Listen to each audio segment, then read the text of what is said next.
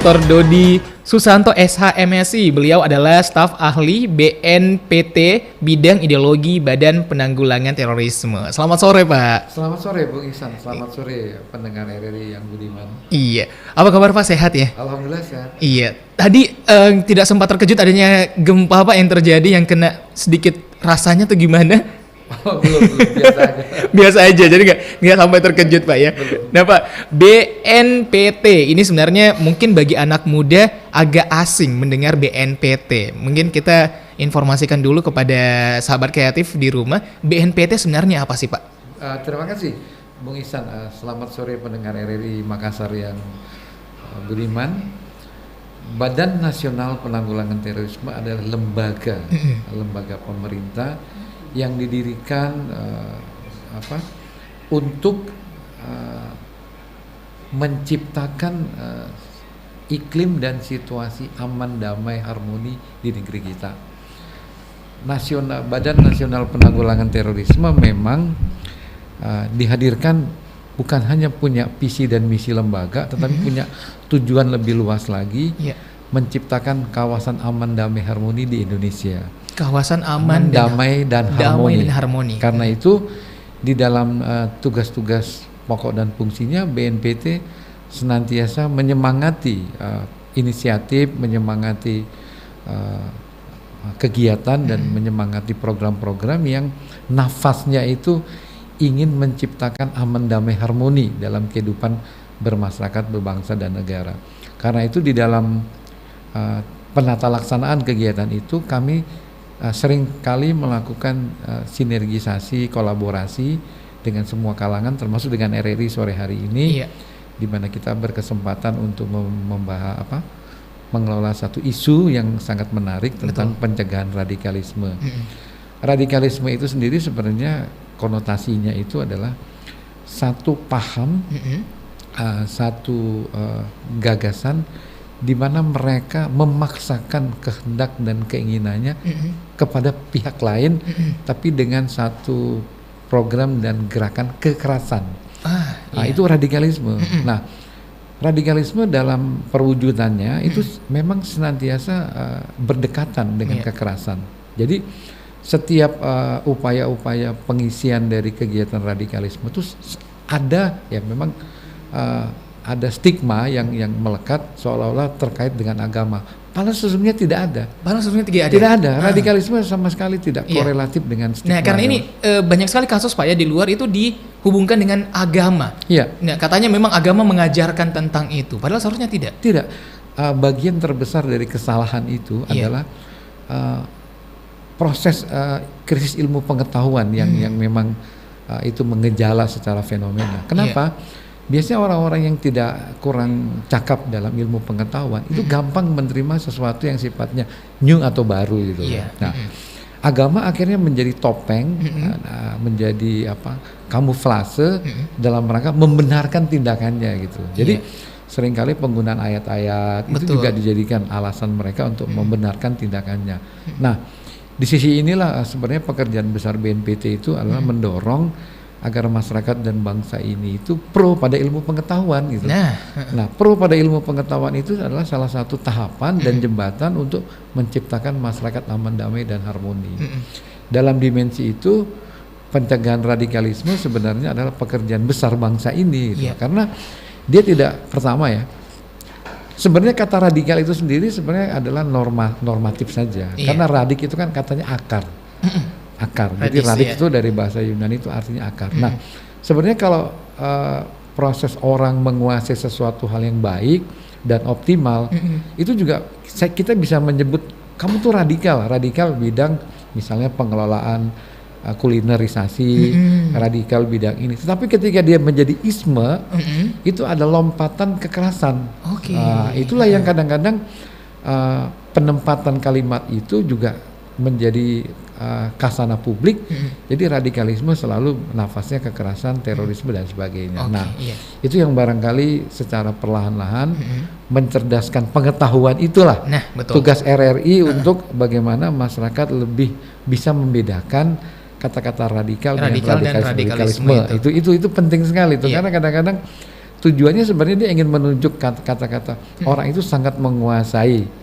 Menggunakan seperti kata radikal. Seperti saya bisa menyebut Bung Iksan ini radikal di bidang apa? Di bidang tata siar. Iya. Nah, kan radikal karena sangat Betul. menguasai. Tapi ketika Anda radikalisme melakukan upaya penggerakan dengan cara yang nafas dan motifnya kekerasan, Anda menjadi radikalisme. Oke, jadi itu titik perbedaannya Singgungnya. radikal. Ya, di radikal situ. dan juga radikalisme. Nah, karena itu BNPT melihat kata-kata radikalisme ini juga perlu upaya mencerdaskan, mencerdaskan publik, dan atas kepentingan itulah saya ingin membagi pengetahuan itu kepada masyarakat di lingkungan RRI Makassar. Iya, semoga pendengar Sabar Kreatif tentunya Anda juga bisa berinteraksi bersama kami lewat WhatsApp kita di 0811 410 968 buat kamu mungkin yang ingin bertanya. Nah Pak, Pancasila ini kan menjadi dasar negara Republik Indonesia, menjadi dasar dari segala hukum yang ada di Indonesia, termasuk undang-undang dibuatnya berdasarkan dari Pancasila. Nah, sedangkan Pancasila ini kan sebenarnya sudah sempurna nih, artinya dia mencakup berbagai macam hal, mulai dari ketuhanan sampai kehidupan sosial pun diatur dalam Pancasila. Yang mungkin simpel, hanya 5 poin, tapi itu yang bisa membangun Indonesia sampai 76 tahun sekarang dan dijuluki salah satu negara yang cukup stabil dengan keberagamannya. Betul. Nah Pak, bagaimana nilai-nilai Pancasila nih upaya untuk pencegahan dari paham-paham radikalisme ini Pak? Karena sebagai anak muda, nih saya akuin banyak orang-orang di luar sana, mungkin adik-adik kita di luar sana mungkin sudah, zaman saya masih dapat nih Pak, belajar PPKN masih dapat. Nah, masih belajar tentang Pancasila, masih belajar tentang tenggang rasa, itu masih zaman SD Irfan masih ingat, masih belajar. Tapi banyak mungkin adik-adik kita yang sudah mulai terkikis, entah mungkin karena globalisasi dan sebagainya. Kayaknya tugas berat BNPT nih Pak. Betul. Ya, Bung Iksan, jadi sebenarnya fenomena hari ini tentang Pancasila yang kehilangan gigi di mata generasi milenial itu sebenarnya dapat dikatakan ada kekhilafan kolektif. Saya menyebut kekhilafan kolektif menyeluruh ini sebenarnya. Nah, dimensi kekhilafan kolektif ini menurut saya harus segera kita tangani dengan serius, karena pembiaran dari hilangnya Pancasila sebagai simbol common platform jiwa pandangan hidup bangsa Indonesia ini memang risikonya tidak kekinian, tapi risikonya jangka panjang. Nah, generasi Z, generasi milenial ini adalah sumbu dan poros bagaimana penguatan nilai-nilai Pancasila itu harus ditangani secara menarik untuk mereka. Betul.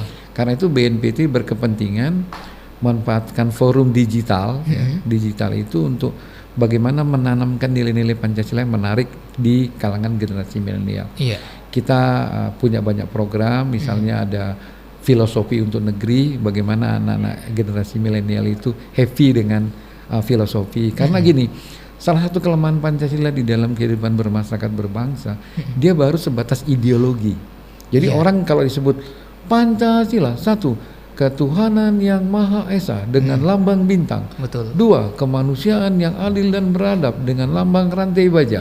Tiga, persatuan Indonesia dengan lambang pohon beringin. Empat, kerakyatan yang dipimpin oleh hikmat kebijaksanaan dalam permusyawaratan perwakilan dengan lambang kepala banteng. Lima, keadilan sosial bagi seluruh rakyat Indonesia dengan lambang padi dan kapas. Itu masyarakat tahu. Tetapi karena dia rangkaian kata sifat, untuk Pancasila menarik di kalangan milenial itu perlu didorong jadi kata kerja. Di kata kerja inilah pekerjaan nasional yang hari ini belum tertangani secara baik. Saya harus mengakui itu. Jadi contohnya gini, Bung Iksan kalau saya tanya toleransi, dalam pikiran Bung Iksan itu toleransi tenggang rasa.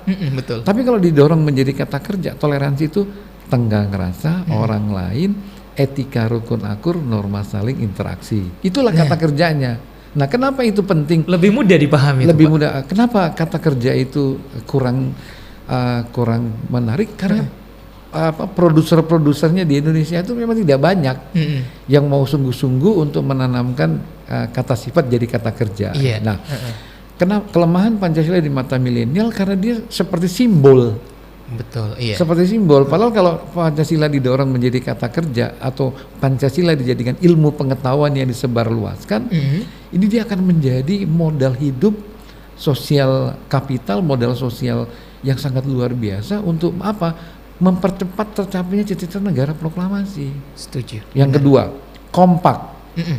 Lah, kalau dalam kata sifat kompak kan kita seolah-olah rukun akur gitu Iya, ya. Tetapi dalam kata kerja, kompak itu kerukunan, obat manjur, persatuan abadi kekal. Itu kata kerjanya.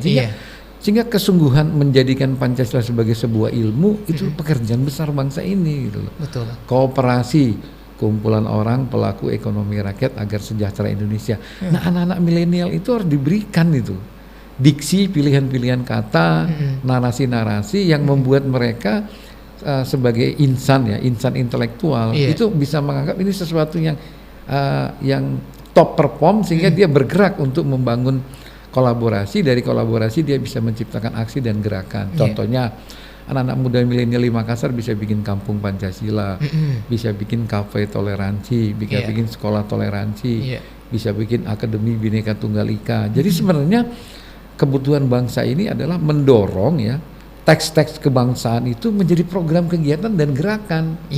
Nah, kenapa nafas gerakan Pancasila di kalangan milenial nggak tertarik? Karena produser kita memang nggak banyak. Betul sih. Nggak banyak, Bung Iksan, yang bersungguh-sungguh gimana ya agar common platform ini bisa menjadi aksi gitu. Betul. Kalau Bung Iksan tahu kan, kayaknya Pancasila urusan 1 Juni aja deh. Setelah itu ya udah kita lupa lagi gitu. Benar. Bahkan mungkin mikirnya anak muda kayak, oh ya udah Pancasila urusan tentang sejarah aja. Iya, bahkan dia mengklaim seperti itu. Iya, betul. Udah ini urusan masa lalu atau ada bahasa bercandanya itu urusan orang tua gitu. Iya, benar. Kan repot jadinya. Padahal dimensi ideologi itu kan kumpulan pikiran-pikiran gagasan dari orang atau kelompok dan komunitas untuk tujuan tertentu. Nah, kita memilih Pancasila itu lewat proses kan, panjang sekali. Dan itu disusun oleh jutaan orang yang mendemonstrasikan keberpihakannya pada Indonesia. Nah, harusnya generasi setelah kita merdeka itu memperbanyak bagaimana kata sifat jadi kata kerja. Teruskan kalimat saya, Bung Ihsan.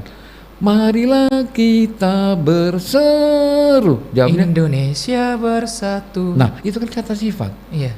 Jadi ketika lagu bait ini dinyanyikan W.R. Supratman, itu sebenarnya untuk menandai lahirnya Indonesia bangsa. Bangsa Indonesia merdeka. 17 tahun berikutnya setelah kita punya NKRI, negara merdeka, harusnya di dalam benak kita, marilah kita berseru, bertindak untuk bersatu.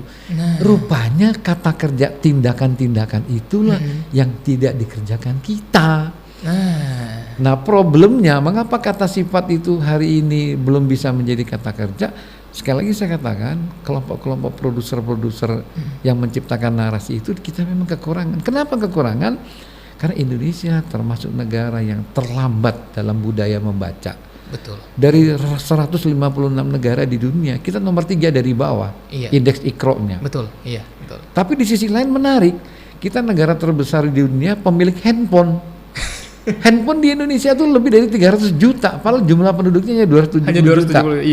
Nah, tetapi siapa yang mengisi narasi-narasi di handphone itu? Masyarakat yang minimalis pengetahuannya. Jadi kalau dikatakan kita negara penuh dengan hoax, hasutan onomali ekstrim itu karena memang proses Iqra kita agak terlambat. Gitu. Karena itu, kenapa saya mau sore-sore ini berkontribusi di forum ini? Karena radio, TVRI dan media-media pencerahan itu memang harus diperbanyak di negeri kita. Iya, setuju. Iya, kan memang prosesnya seperti ini. Di dalam dimensi fenomena hari ini, kita mengalami penyakit namanya gerakan putus silaturahim. Orang-orang di Indonesia itu terlalu tegang hubungannya. Jadi dia bikin kelompok, bikin ego sektoral, bikin ini gitu. Misalnya contohnya, karena gue RRI, gue nggak perlu kenal sama si Badu, si Fulan. Jadi di negeri kita tuh ada gerakan putus silaturahim. Nah, dari gerakan putus silaturahim itu kita masuk kelompok namanya masyarakat disharmoni, tidak rukun, akur, kompak dan bersatu. Nah, ujung dari persoalan ini, hilirnya itu krisis ilmu pengetahuan. Kembali ternyata ke situ. Jadi di situ, jadi penyebab dari seluruh krisis multidimensi kita ada di situ. Ego yang terlalu besar. Sehingga di dalam proses pembenahannya, sinergi dan kolaborasi harusnya jadi solusi. Betul. Jadi orang-orang di Indonesia itu harus suka silaturahim lah. Makanya kenapa saya selalu mengatakan dunia kepancasilaan di Indonesia tidak menarik di kalangan milenial karena milenial tidak menangkap pesan-pesan itu. Dia taunya Pancasila yang Garuda itu, atau yang 5 sila itu gitu. Betul. Jadi sudah itu berhenti.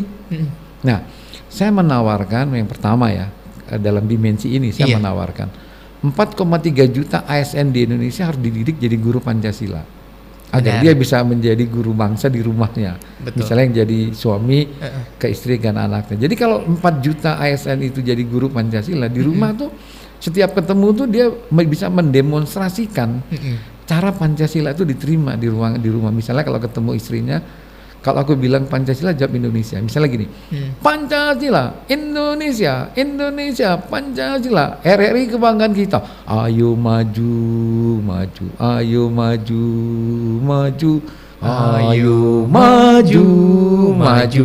Anaknya ngelihat ketika ayah bundanya kompak, rukun akur kompak bersatu, dia ingat. Di sekolah dia akan lakukan hal yang sama dengan teman-teman di kelasnya. Nah, tindakan-tindakan untuk bersatu inilah yang harus menjadi gerakan. Saya selalu mengatakan di beberapa forum, kelemahan Pancasila ya, dia indah sebagai mutiara, tetapi dia sempit di gerakan. Jadi persoalan sempit di gerakan itu karena kita kekurangan energi untuk kolaborasi.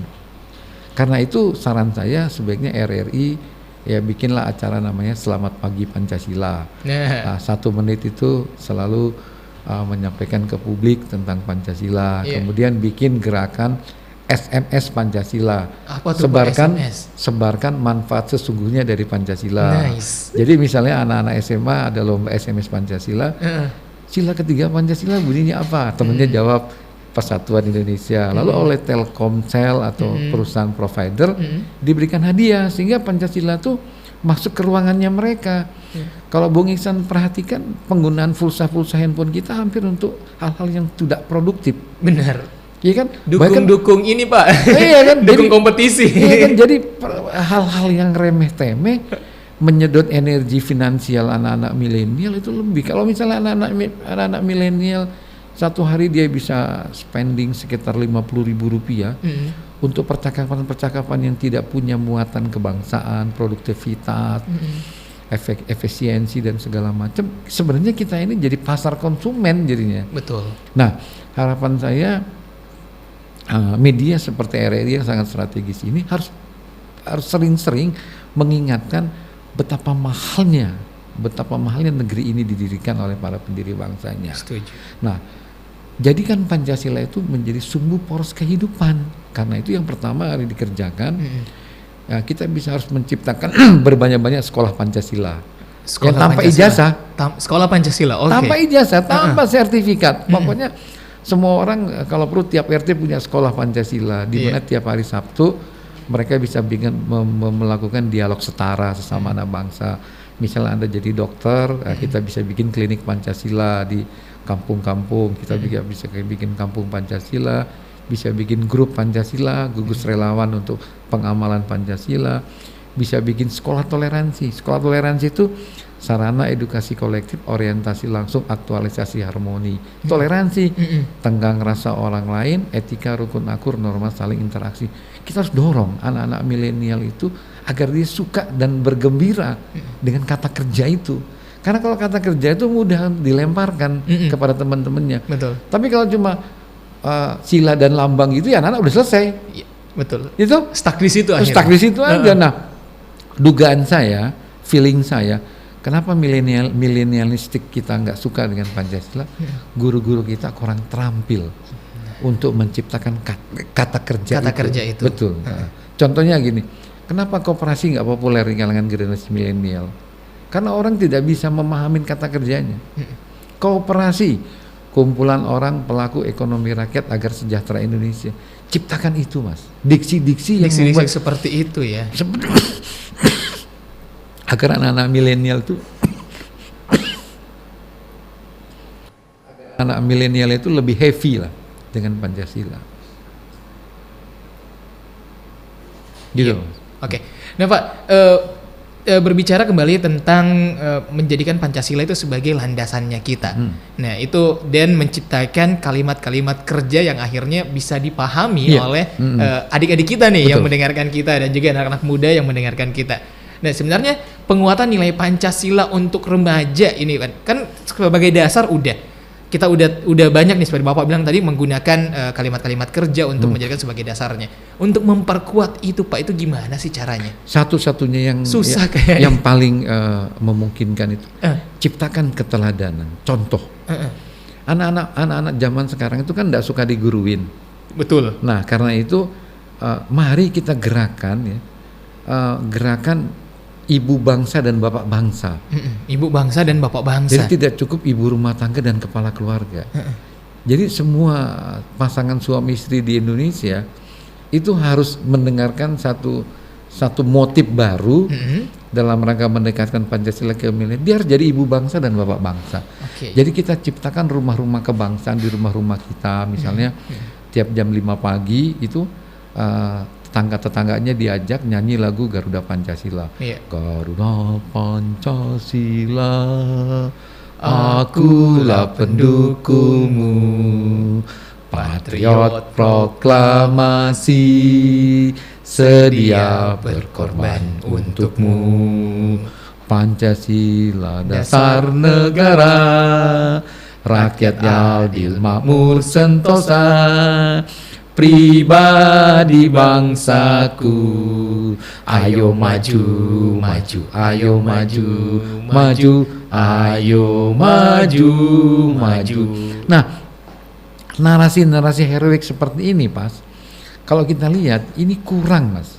Betul. Kurang diformulakan menjadi sebuah gerakan nasional. Jadi RRI Makassar tuh perlulah ya dalam lompatan beberapa hari ke depan atau minggu ke depan itu bikin acara menyanyikan serentak Garuda Pancasila di kota Makassar gitu. Jadi ba'da subuh semua orang keluar dari rumahnya masing-masing, di pagar pintu rumahnya masing-masing nyanyi Garuda Pancasila. Ini lompatan besar karena begini, kita seringkali melupakan ya bahwa energi pembangunan nasional yang paling mahal itu semangat. Ya. Nah, kelihatannya saya harus mengatakan di ruangan terbuka ini, kelihatannya energi semangat itulah yang belum menjadi gerakan di negeri kita, sehingga banyak perbuatan-perbuatan nasional, regional dan daerah itu dilakukan secara ego sektoral. Nah, contoh mengapa energi nasionalisme ini perlu kita jadikan dan kita gelorakan. Mungkin Bung Isen pernah dengar negara Vietnam, sebuah negara yang sumber daya alamnya tidak lebih hebat dari kita. Betul. Sangat minimalis bahkan. Betul. Sekarang negara ekonomi terkuat di Asia bahkan.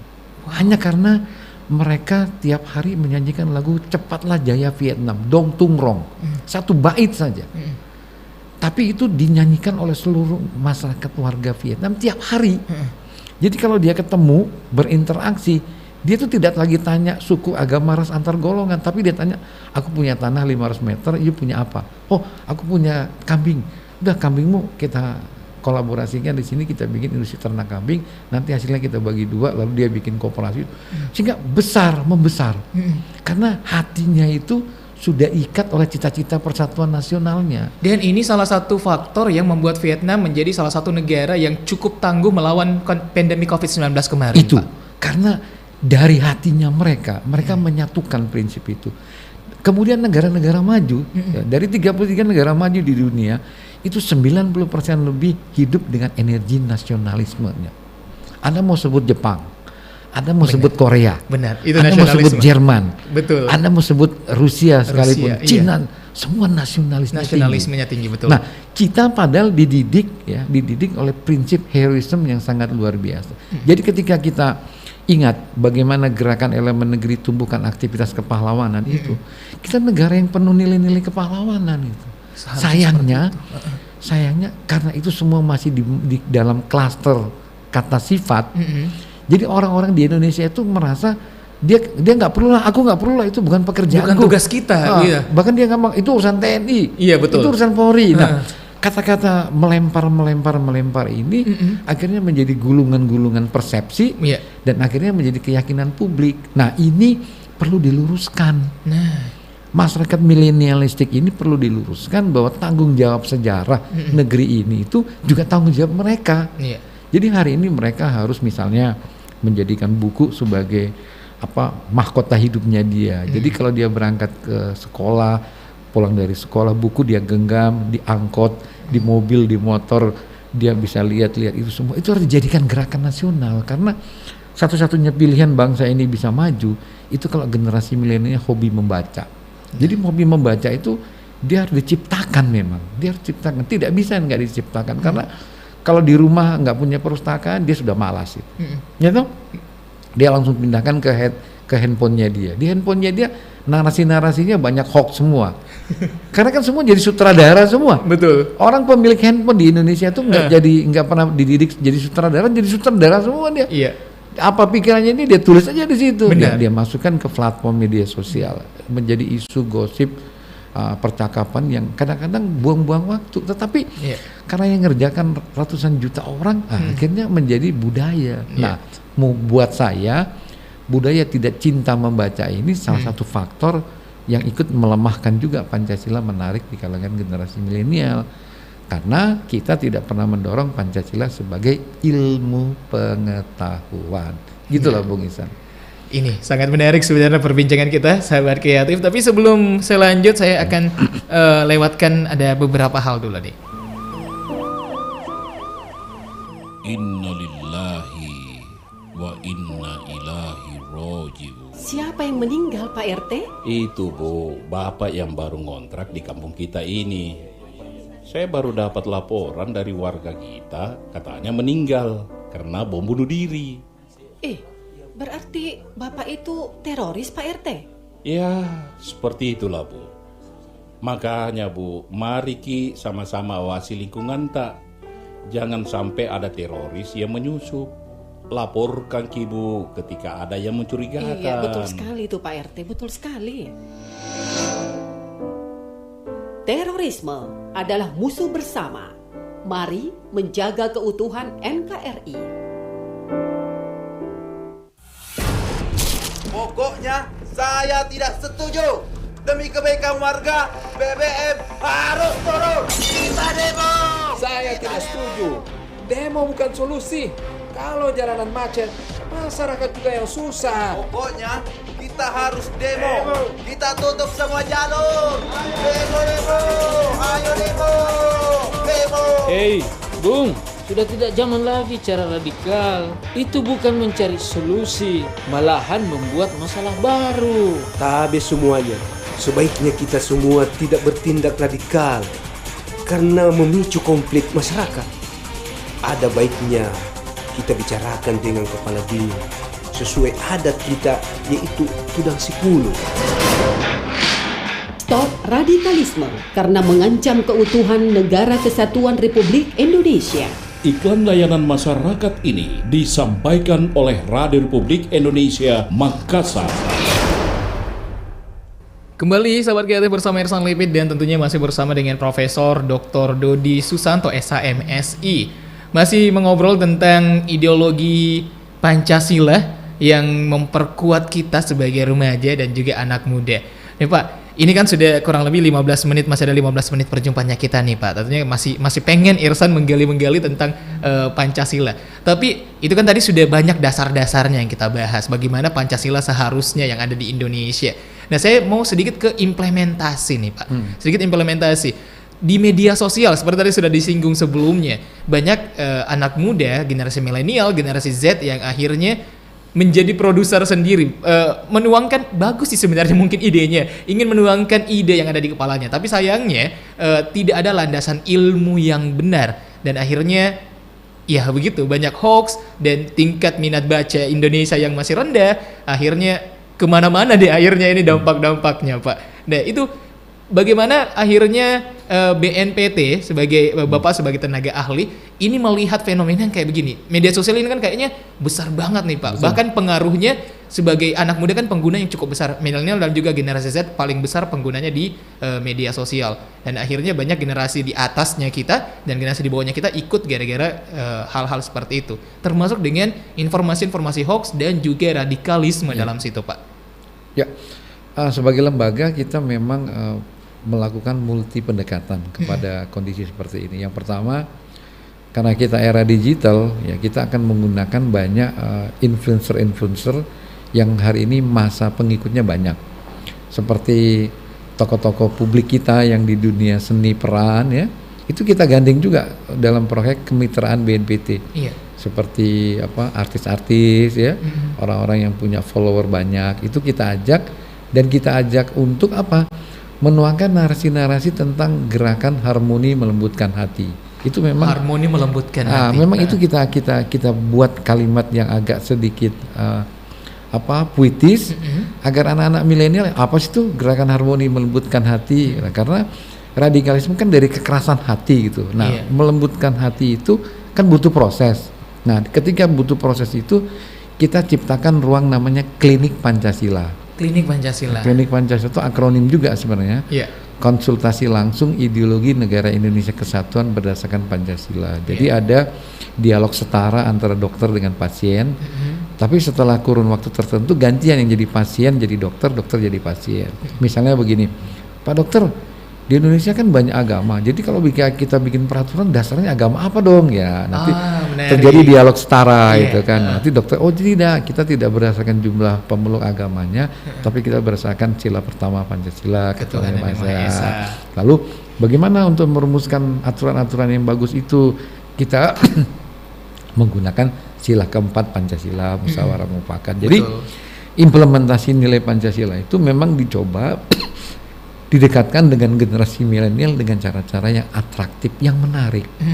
Nah, kita itu memang belum maksimal, tetapi tujuan dan arah kita di tahun 2022 ini memang menciptakan generasi milenial yang Pancasilais. Nice. Nah, karena itu yang pertama diciptakan BNPT kemarin, karyawan BNPT itu kita didik jadi guru Pancasila semua. Menarik nih Pak, idenya bagus nih. Sudah kita didik sekitar 3 angkatan, jadi udah jumlahnya sudah ratusan. Itu mereka kita diklat, kita bina, kita diklat, kita kasihkan potret bangsa ini, kemudian bagaimana menguji Pancasila. Hari ini kan kalau kita mau uji fenomena bangsa kita tuh lewat Pancasila aja. Jadi misal salah satu, bagaimana itu prinsip-prinsip penciptaan pendirian rumah ibadah, apakah cocok dengan situasi hari ini. Jadi semua masalah bangsa itu bisa diuji sekarang dengan Pancasila.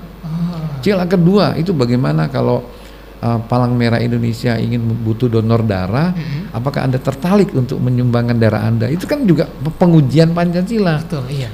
Sila ketiga Pancasila, apa tuh implementasi dari kompak, kerukunan abad manjur, persatuan abadi kekal. Itu bagaimana cara mewujudkan kompak di lingkungan kita masing-masing. Misalnya kalau kita mau bikin posko Garuda, posko gotong royong, itu bagaimana mewujudkan kekompakan itu. Implementasi sila keempat, bagaimana musyawarah mufakat itu mendekatkan orang. Jadi kalau Bung punya uang banyak, itu kalau tidak dengan Pancasila, Bung akan beli tembok, dirikan tembok. Jadi rumah Bung jadi tinggi-tinggi, orang nggak perlu tahu gitu kan. Nggak pernah tegur sapa dengan tetangga, ya kan. Kalau beli sesuatu ingin menunjukkan lebih hebat dari saudara sebangsanya. Yang penting mewah sendiri. Nah, mewah sendiri. Nah, jadi implementasi nilai-nilai Pancasila itu harus dengan keteladanan. Karena itu bayangkan kalau misalnya nih tadi yang gagasan SMS Pancasila misalnya, sebarkan manfaat sesungguhnya dari Pancasila di kalangan anak-anak SMA gitu, dijadikan gerakan nasional. Itu anak-anak melihat Pancasila itu jadi serius gitu, jadi dia akan tanya. Ketika akan tanya ada dialog, cari solusi. Nah, menurut saya bangsa Indonesia ke depan mencegah radikalisme hanya bisa dicegah dengan dialog. Dari dialog ada pertukaran informasi, pertukaran ilmu pengetahuan, pertukaran pendapat yang menghasilkan orang-orang yang bisa mengelola gagasan toleransi tadi. Sebenarnya begini, perbedaan itu kan kehendak Tuhan, bukan kemauan manusia. Setuju. Jadi tidak ada tuh satupun orang yang pengen hidupnya tuh sama, nggak bisa. Karena perbedaan itu ayat Tuhan yang terpenting. Nah, ketika kita sudah menerima perbedaan itu kehendak Tuhan, apa yang kita capai, ya apa yang kita tuju di dunia, kesatuan, bukan kesamaan. Honest, bukan sameness. Itu yang harus diperjuangkan. Dalam dimensi ruangan publik, orang itu harus ngejar kesatuan, dia nggak boleh cari kesamaan. Itu pekerjaan sia-sia dan membuat disintegrasi kalau ini cari kesamaan misalnya. Aku hanya mau ngobrol sama orang Makassar sama Parepare nggak mau gitu kan. Itu nggak boleh. Nah, yang keempat itu mari memproduksi kata kita, RRI kita, ya kan, Makassar kita, Sulawesi Selatan kita, sehingga Indonesia semakin memiliki kekitaan. Itu barangkali pesan-pesan bagaimana implementasi Pancasila dalam konsep yang praktis di kalangan. Ini Pak mungkin jawab pertanyaan dari WhatsApp-nya kita.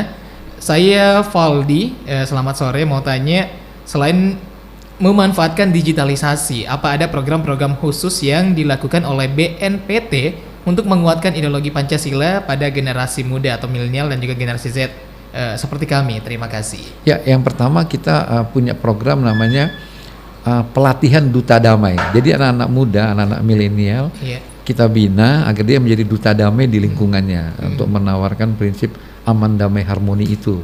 Duta damai.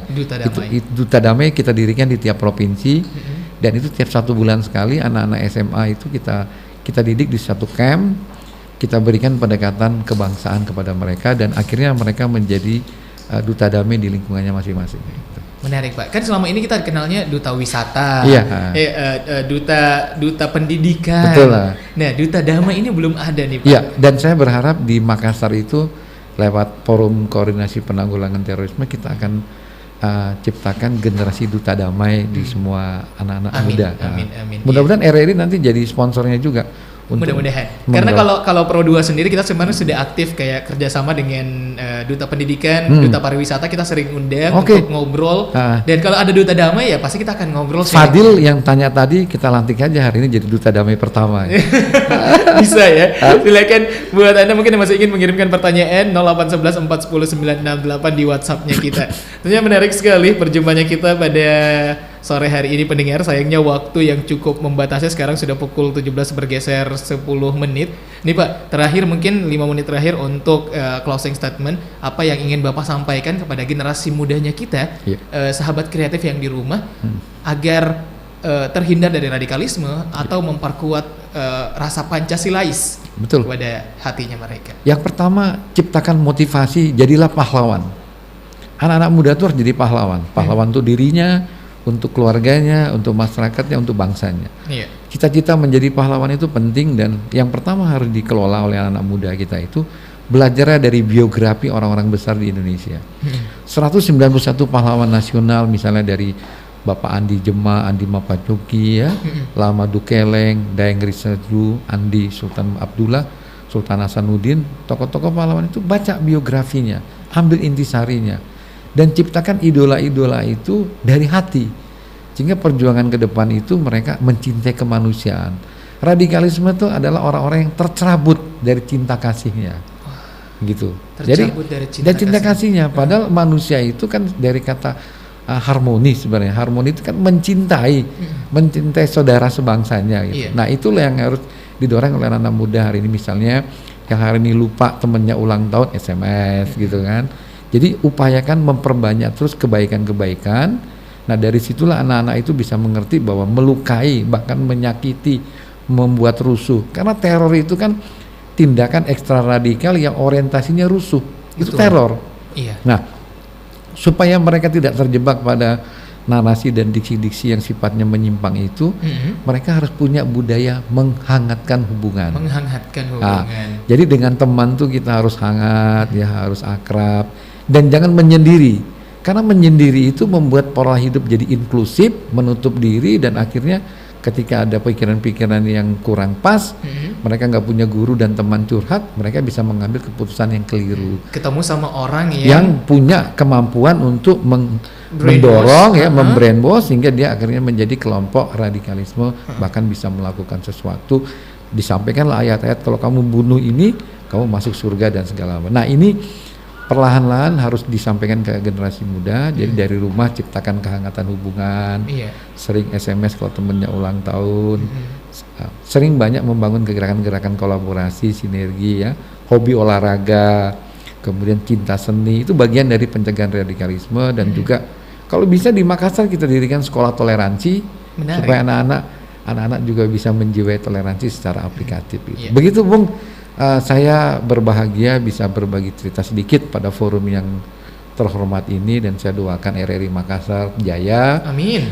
Karyawannya, ASN-nya semangat terus. Amin. 24 jam menyemangati bangsa ini berpengetahuan, punya informasi yang baik, menciptakan masyarakat penuh keadaban, dan kita percaya dari ruangan RRI yang sangat indah ini akan tercipta kawasan yang aman, damai, harmoni di Indonesia. Terima kasih atas forum yang membahagiakan ini. Wabillahi taufiq wal hidayah. Wassalamualaikum warahmatullahi wabarakatuh. Waalaikumsalam warahmatullahi wabarakatuh. Pendengar, demikianlah tadi dialog bersama dengan narasumber kita, Bapak Profesor Dr. Dodi Susanto SHMSI. Beliau seorang staf ahli BNPT bidang ideologi Badan Penanggulangan Terorisme. Tetap jaga perdamaian, sahabat kreatif.